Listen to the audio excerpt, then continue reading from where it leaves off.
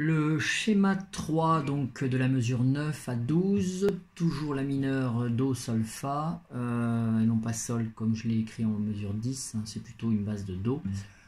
Donc en fait la nuance elle se fait déjà au niveau du La mineur, comme pour les deux autres schémas précédents, le La mineur à chaque fois est un petit peu différent au niveau de sa structure, et là on a un La mineur, donc La mineur ok, mais au niveau de la main droite nous avons une petite nuance avec un doigt qui va monter ici pour choper l'accord de La en deuxième case. Donc ça va nous faire. Donc en marquant bien les basses. Donc.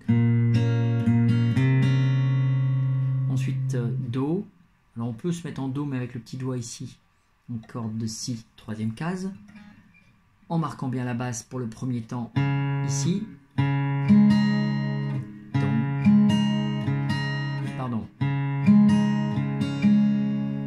Et entre parenthèses, ah oui, pardon, je me suis trompé. Non, c'est ça.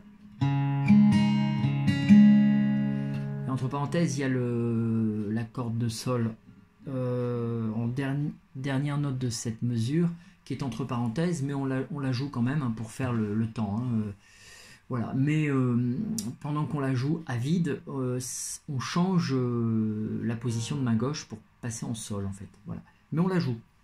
Donc ça nous fait cette mesure 10. Donc, pardon, je me suis trompé. Mesure 11, on se met en Sol dépouillé, voilà comme ça. Donc ça, nous l'avions en mesure 7, hein, c'est la même chose.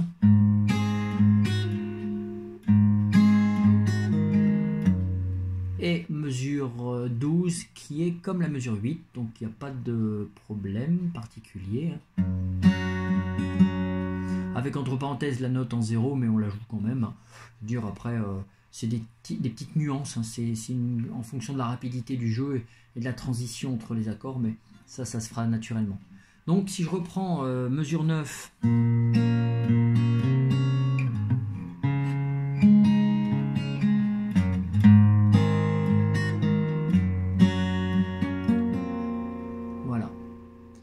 Pas simple, mais intéressant. Mais c'est ces petites nuances qu'il faut capter.